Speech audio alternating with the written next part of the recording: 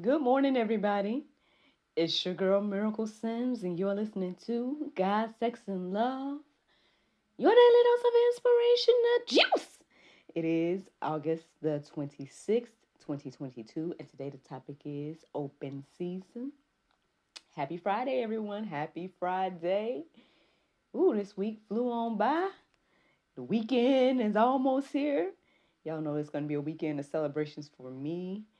So, super excited. Um, Yeah.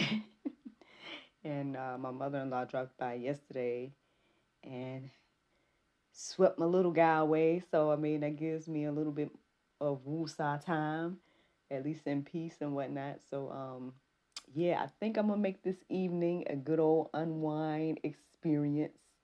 Um, after I get done with my chores, I'm going to start my little pampering or pamper myself. um, maybe do my birthday mani pedi. Who knows? I might wear the little mud mask from Mom Bomb. Um,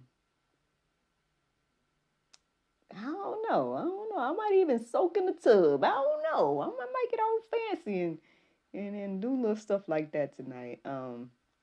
And everything. I know I'm getting my hair done tomorrow, so again, to God be the glory for that. That's a blessing. Shout out to Cuts and Locks for always saving my hair. Um, yeah, but I'm excited. I'm excited for the weekend, and looking forward to celebrating, uh, these birthdays. Again, friend of the family on Saturday, and then celebrating my birthday on Sunday, and then of course my actual birthday is Monday. Um, but yeah, that's what the weekend looks like. I mean, y'all know that today's Friday, so we have a new episode of God, Sex, and Love that is to air. It should be with Miss Susie Hayes tonight. Lovely, lovely lady. Um, so yeah, tune in tonight and learn more about her and everything she has going on. Well, let's get into the juice, y'all. Let's get into the juice. Woke up this morning, did my prayer meditation, was kind of distracted because I was thinking about all that stuff I just told you all. um, but yeah, basically at some point, after I got done, I was praying and I can't remember exactly the first thought, but I'm thinking I thought of the word target, something like that. And then that made me think about the phrase open season. And I was like, ooh, okay.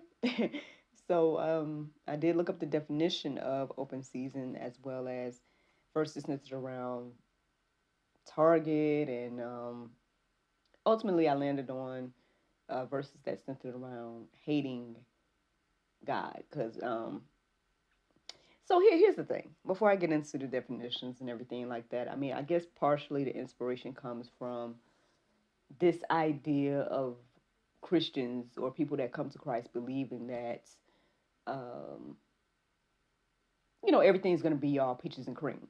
And, there's this, like they say, the prosperity preachers and all this type of stuff that put these messages out there like, oh, yes, come to Christ and he's going to bless you with the money and the cars and the jewels, blah, blah, blah. And I've been seeing things lately centered around that. I've been seeing like, people doing posts like Jesus never taught that, X, Y, and Z. Again, I think I even, shared with you all a few days ago that, at the end of the day, if you look at the way Jesus ministered and whatnot, like he didn't have all of that. I want to say something I watched. I think it might have been on Off the Curb. So I was telling y'all I called it Off the Crib the other day, but the YouTube channel is called Off the Curb. But anyway, with a K. um, anyway, I think the gentleman had pointed out at one point, Jesus didn't even have a coin for his demonstration. He had to ask for a coin to do a demonstration or to, and whatnot in his um, preaching or sermon that he did or whatnot. So just very interesting to think about, the messages of the Bible versus the messages of today, or, the prophets of the Bible versus the quote unquote prophets of today. Uh, It makes you wonder, like, well, what prophet are you talking about? Are you talking about Profit? Or the other one? Nah, and don't get me wrong, obviously, I know there is grace and mercy, right? There is, space to bless the prophets, you know what I'm saying? To, obviously the ministers, the Lord is providing for them, whether it's through us or through direct or however he do, Um, and there is Bible for that. But today we're gonna focus on us being the targets because again, I think coming to Christ kind of sort of puts a target on you, you know. Yeah, not only from unbelievers, but I would say from the enemy or the Satan, as some people say, or yeah, like it puts the target on you. Um, because people are watching you, they're watching everything you do, but then also, you know, I guess that's what make me wonder because I know people are like, oh, well, people just, they're doing ministry or they doing this whole Christian thing for money, X, Y, and Z. And I'm like, well, when you really, really think about it, like the Bible believing Christians, like the people that really actually try to go and live their life Christ-like and do things Christ-like and talk about the Bible freely and all that different type of stuff, majority of the time they're getting like hate of some sort, you know. Now, I can't say that I've experienced too much yet, but I have, received the constant, like, questioning or things that, or people saying things to me that's, I guess, trying to get me to question, which is very interesting. It's very interesting. That's how persecution has come to me thus far. I haven't gotten too much hate that I know of, at least directly. I mean, I might get some indirect stuff. Um, but yeah, the stuff that comes to me is the people that's like trying to question me or trying to be like, have you heard about this? Or, you know, why do you look at it that way? Or, you know, God isn't real or whatever the case is. Yeah, I get more stuff like that. Um, at least right now, who knows? Who knows? Um, what's to come and whatnot. And maybe I don't know. Maybe the Lord's preparing me for a little bit more. I don't know. I don't know. But I do definitely know that like coming to Christ, it puts targets on you. Like you have a target on you, whether it's again the enemy or whether it's just people. Critiquing every little thing you do. Which is why it's important for us to, if you're going to be a Christian, do things Christ-like and be biblical and everything like that. Um, because again, yeah, you might be the only Christ-like, that someone might see. And so the thing is, there's a lot there. There's a lot there. But hey, so hopefully by hearing this today, you guys, if anybody is somebody that's new to the Christian faith or whatnot, at least you'll be aware that hey, it's not all peaches and cream. Yeah, you will have peace in the midst of it, right? And you will have, you know, and you have hope in spite of, right? But, you should kind of expect persecution and you should kind of expect like the hate, right? The hate. But let's get into it so y'all can see what I'm not just talking and saying this. I mean, yeah, I'm sharing my own experience to a certain extent, but then anyway, let's get into what the Bible got to say. Or, well, so just for the record, the definition of open season says a period when restrictions on the hunting of certain types of wildlife are lifted. And then the second definition says a period when all restrictions on a particular activity or product have abandoned or ignored. So, oh, excuse me, are abandoned or ignored. So honestly, I mean, well, as I was looking up verses centered around, being a target and everything like that, I came across good old Job, and I think he's a great example of that, that definition at least, because he was upright, because he was righteous, because he was a good man, X, Y, and Z. the target was on him. Now, granted, when you read it, you can be like, oh, well, God put the target on him. Oh, that means that God is a bad, God, blah blah blah blah, the God of the Bible. Um, again, I think I shared with you guys that even my husband kind of questioned that thing because he's like, I wouldn't want to be that person where, X, Y, and Z. But I mean, I think it's a learning lesson, right? I think it's something that is, was done in that time, at that time, to Job in particular, because of who Job was, and whatnot, um, to teach us something, right? Like, because how many people were encouraged by the story of Job, if this man can go through all those terrible things and still not point the finger at God and curse God and all the different stuff that he was tempted to do, because you would say like even his wife, his friends, everybody was trying to coerce him into doing the thing that Satan, you know, said that he would do. Um, and he still did not do that in spite of all the things he went through, personal attacks as well as attacks on his family, on his livelihood, everything. So why can't we, right, with the persecution and things that we go through, have that same mindset? And so obviously there's a lot that his account can't teach us today. I mean, and I'm sure people are going through their own Job experiences to a certain extent. Like, I mean, it might not be to the level that Job went, but people go through things. And so that is a great example to, hey, stay faithful regardless, and you will be rewarded as Job was. So, yeah, yeah. I mean, again, for that certain time, I mean, you know, who are we again to question God on why he do things and whatnot, but I mean, I don't think there's anything necessarily wrong with asking the questions. I mean, obviously, God will give you the wisdom. There's plenty of information in that whole account. Like, I didn't even get through, like, I read, I think, one chapter of it, but I was like, I can't even, like, to really, really engulf yourself in that study, you really got to check out Job and just check out, like, the whole thing. Because it's interesting. It's interesting, like, the things his friends said, the things he said, the things God said to him, like, all that is very, very interesting. Um, so yeah, you can be an upright person and whatnot, and just expect the target. Expect to, you know, have things coming your way. So let's get into this. Here, let's get some Bible now, because I done shared all kinds of stuff. So let's get some more Bible.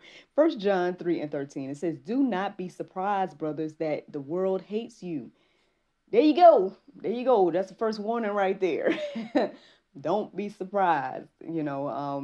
Honestly, I've heard several ministers say that, hey, if you're not getting hate, then you probably not, um, in the will of God, or doing things or biblically, or whatever the case is. Because, true Bible believing people sharing God's word as he is and everything like that, is you're going to get something to some extent. John 15:18. If the world hates you, you know that it has hated me first. Excuse me. If the world hates you, know that it has hated me before it hated you. So again, we serve Christ, right? And so we see what happens to Christ. He was definitely hated while he was here. Hated by those that had studied the word, and mainly the Pharisees, and like I said, the Pharisees and Sadducees, like the people that supposedly knew the scriptures in and out and should have recognized Christ when he came, but they didn't, and they were the main ones. Um, so yeah, I mean, hey, you might even get that inside persecution, not even just the world pointing their fingers at you, but yeah, like perhaps even, within uh, the quote unquote believers. But yeah, something to think about there. Um, but here's some encouragement. Here's some encouragement, because those past couple of verses let us know that you're going to get hated. So here's something to hopefully encourage us today. Luke 6:22. It says, "Blessed are you when people hate you, and when they exclude you and revile you and spur your name as evil on account of the Son of Man." So there you go. Again, like, I know I know I've shared this before, but basically, yeah, times when I'm going through stuff like that, I think because I've, been studying and engulfing my mind in these things, I just try to remind myself when I'm going through that, hey, man, I'm in good company. At the end of the day, this happened to Jesus, this happened to disciples, this happened to, and it happened worse, honestly, when you think of the biblical figures. Like, let's just be real about that. Like, getting people questioning you and pointing the finger at you or whatever the case is not nowhere near what the people of the Bible experienced in regards to like the evil ways that they were killed and stuff like that. So let's like not even compare. But at least it helps me, right, in my down moments to remember that, okay, this is expected. This is going to happen. The Bible tells us that this is going to happen. I already know that this is going to happen. So yeah, like I just got to keep going and doing what the Lord told me to do, regardless of what happens.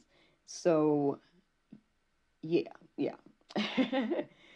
Just trying to share some things in real time that uh, coincides with what this verse is saying here. But let's keep going. John 7:7. The world cannot hate you, but it hates me because I testify about it that its works are evil. Now, on one hand, like somebody would probably look at those different verses like, oh, that contradicts itself. It says that the world, can hate you, and then it says it can't hate you. But I mean, I guess for me, I guess when you think deeper and then think about the context of everything that it's saying and whatnot, I totally understand what Jesus is saying here. You have to acknowledge that at the end of the day, it's not you that the world hates. It's the Word. It's Jesus. It's everything He represents. Because if Jesus, like people say all the time, oh, if Jesus existed, if da da da da. So let's just say that for a moment. Like if he existed, right, and if he was this upright man that did nothing wrong, and then and died for our sins and all the things that the Bible says, then that means that I'm not worthy. I fall short. I mean, it says all sin, so that means everybody outside of him is a sinner. And we don't like that. We don't like that word. We don't like to believe that. But and so yeah, I mean, if there was Jesus, then that means like everything else is evil. And again, that's something that might be Pope. We might not like that. And so that's what people hate, I feel like, at the end of the day. I think that was another thing that came to me as I've been doing this. I'm like, again, I don't think it's necessarily even the people that has a problem with like the street preacher or whatever case. And maybe people do, but I think it's more so people have an issue with the word and what the word says versus like the actual people.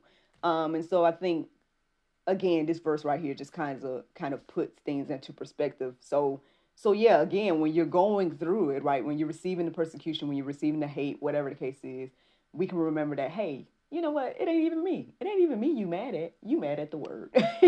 And then hopefully that brings you some type of peace and joy and something to help you keep going. But anyway, let's keep on going, y'all. We got just I think one more verse. It's Matthew 5:44. It says, "But I say to you, love your enemies and pray for those who persecute you."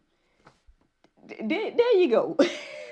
There you go. I mean, on one hand, it's like to be a Christian and we're supposed to be so loving and things like that. It's like it can be hard, right? To, be dealing with people that, quote unquote, again, persecute you, point the finger at you, you know, all the stuff that happens in life. And then again, you can feel alone. You can feel isolated, especially if you're not fellowshipping amongst other believers and whatnot.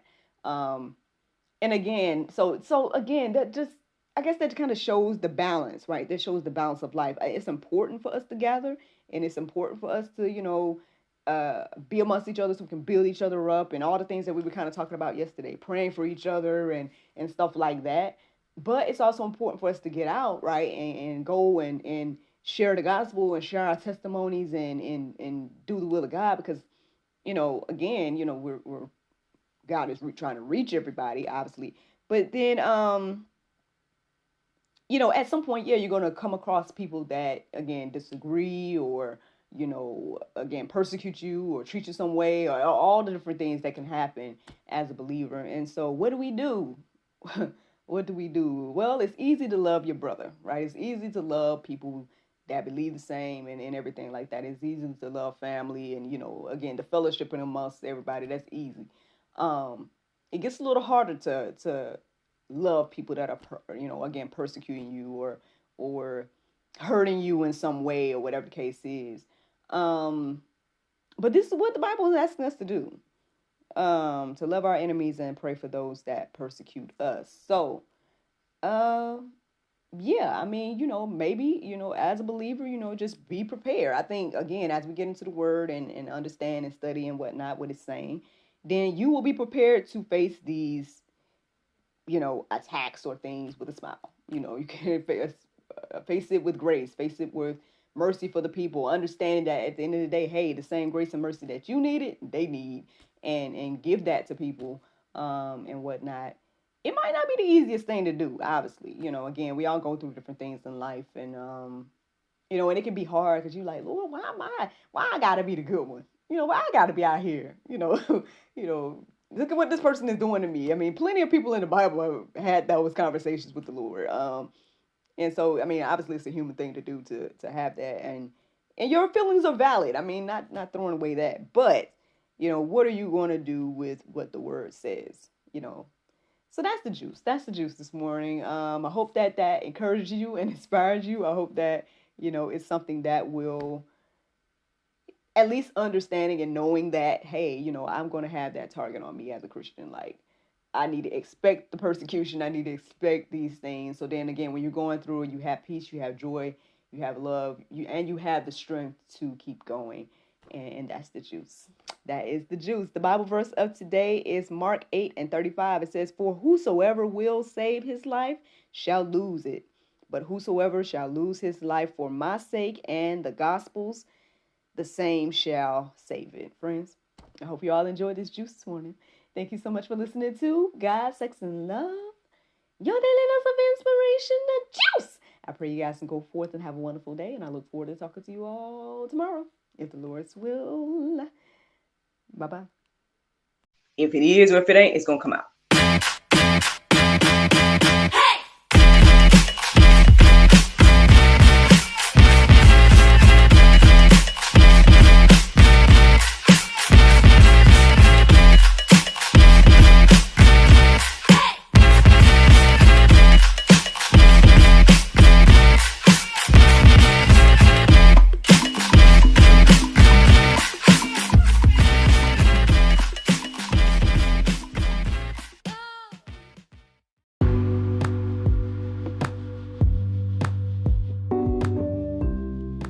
Check out our friends at mailandmeet.com for beautifully handcrafted, Afrocentric greeting cards and so much more. That's mailandmeet.com.